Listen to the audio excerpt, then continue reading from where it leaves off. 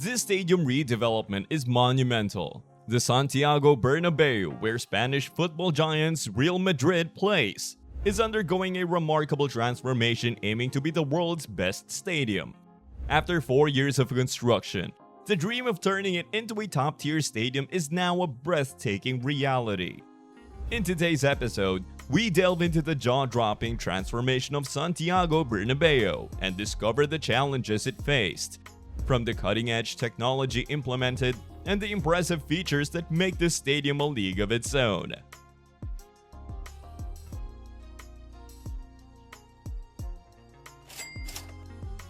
Santiago Bernabeu, a highly renowned European venue, has undergone a remarkable transformation. It is now emerging as a cutting-edge, versatile arena that may inspire other prominent clubs and cities, featuring a stunning wraparound facade and a retraceable roof and pitch.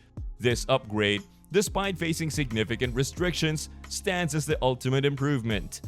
This is the tale of the Bernabeu's revival and how it might initiate a fresh era in stadium design.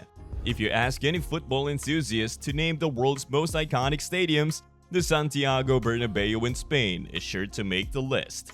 Situated near the city's main thoroughfare, it has been the home of Real Madrid, the 14-time European champions since 1947, evolving into one of the capital's major landmarks. Over time, there have been various renovations, such as installing a new roof before the 1982 World Cup. Then, in 1992, 4 entrance towers were introduced, and the stadium transformed to become an all-seater, eliminating all standing space. However, the most substantial redevelopment of the Bernabeu was approved during the Real's General Assembly in 2011. During this meeting, Real's president Florentino Perez called upon architects to come up with a design meeting ambitious criteria, including an avant-garde skin surrounding the stadium that would dramatically change its character, shading, and protecting all seats from weather inclemencies. Importantly, it had to serve more than just a football venue. The club aimed for a stadium capable of hosting diverse events like other sports, concerts, and entertainment, thereby creating additional sources of income. A similar objective was seen in London's Tottenham Hotspur Stadium, designed by Populous, which can host NFL games as well. We spoke with Christopher Lee, the project director, who expressed excitement about the flexibility to quickly and smoothly reconfigure the building to accommodate events beyond hosting Real Madrid or Tottenham for an NFL game the next day. For the Bernabeu, increasing profitability became a primary goal for the club. A renovation could transform it into an even more significant attraction, drawing more tourists to the city, as explained by Perez in 2019 just before construction started. If you're unfamiliar with such projects, a typical stadium upgrade involves adding more seating or revamping amenities, with minimal changes to the appearance. However, this transformation has made the Bernabeu virtually unrecognizable. The club, known for the Galacticos, now boasts a truly otherworldly stadium. The cost is substantial, exceeding $1 billion, comparable to the investment Tottenham made in their entirely new stadium.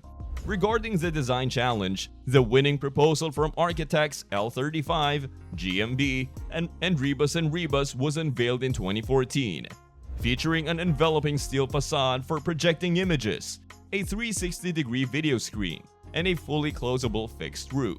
Additionally, there were plans for new shops, entertainment, and leisure facilities on the east and west sides, along with increased green areas and public spaces, plus a 5-story underground parking lot.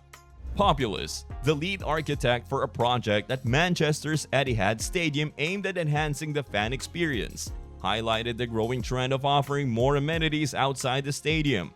They emphasized the focus on creating fan-centric environments, including fan zones, shops, bars, restaurants, and hotels that could be integrated or surround the buildings, essentially forming significant parts of the city. In general, there's been significant activity at the Bernabeu, and a considerable portion of the work had to be carried out while the building was still in use. Tackling such a monumental task prompts the question of how to approach it. Importantly, the massive project isn't solely funded by the club. Billionaires globally invest in real estate to diversify their portfolios and seek substantial returns. However, the challenge lies in record-high interest rates, which are reducing profits and making easy victories more challenging to achieve. As a response, investors are turning to more lucrative markets such as contemporary art, which is a go-to strategy that's long favored by the wealthy and famous for generations. The process kicked off by dismantling the old roof in stages, creating room for new seats on the east side's top, boosting capacity from around 81,000 to 85,000. The construction of the retractable roof involved installing 800-ton cranes, enabling the assembly of two massive steel trusses spanning the entire ground. These trusses, measuring 176 meters in length, were lifted and connected in 10 segments, forming a unified structure in the middle. Additionally, two new towers were built on the west side to support the new roof trusses and enhance access and evacuation points. The new towers have replaced the old B and C towers, creating space for new public areas. Due to the substantial weight they bear, the tower required deep foundations, supported by 26 wide-diameter piles extending 36 meters down, topped with a 4-meter pile cap. Essential to the new roof structure are the 4 longitudinal mega trusses, lifted from outside the ground and gradually shifted towards the stadium center. The refurbishment utilized over 33 tons of steel, equivalent to 120 Airbus A380s.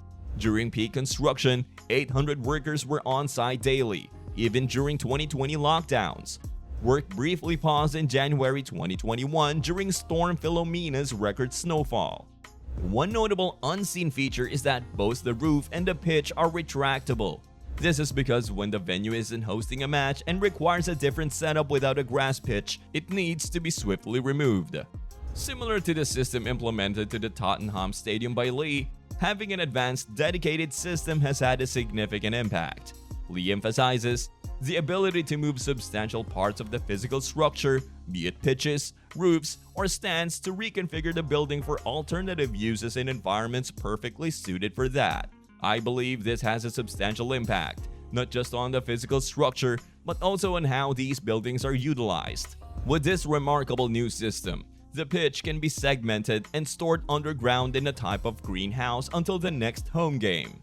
This space serves more than just storage. Technology oversees everything from lighting and heating to irrigation, ensuring the turf is cared for even during non-use.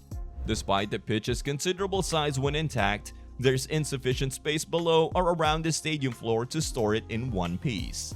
Two main challenges are contributing to the complexity of the project: a train line directly beneath the venue and the confined inner-city location, making it an already difficult project even more demanding.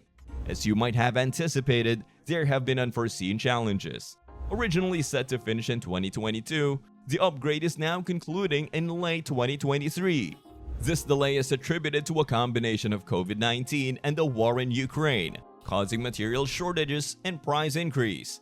Despite the extended timeline, we believe it will be worth the wait. The club doesn't appear overly concerned about the cost. With its newfound versatility, the venue is expected to generate hundreds of millions of dollars in additional revenue annually. Real Madrid aimed for something extraordinary with the revamped Santiago Bernabeu, and there's little doubt that they've achieved remarkable success with this incredible upgrade. This stunning stadium is not just impressive, it's now a place for everyone in the city to enjoy, including even Atletico Madrid fans. Although that might take some adjustment, these changes integrate the stadium into the heart of the local community, following a trend seen in recent stadium designs. Over the past decade or two, sports and sports infrastructure have demonstrated an incredible ability to positively influence the local environment, whether through regeneration, opening up public spaces, or connecting previously separate parts of cities. This impact is significant. While Real Madrid may have more European cups than any other team, declaring it as the best football club in the world remains a subject of debate. However, when it comes to the best stadium, this one may have just placed itself in a league of its own. That concludes our episode today. Thanks for joining us on this incredible journey inside Real Madrid's $1 billion stadium upgrade. If you enjoyed today's video, don't forget to hit that like button and subscribe while you're at it. Ring that notification bell as well, just to keep posted. As always, thanks for watching, and I'll see you in the next one.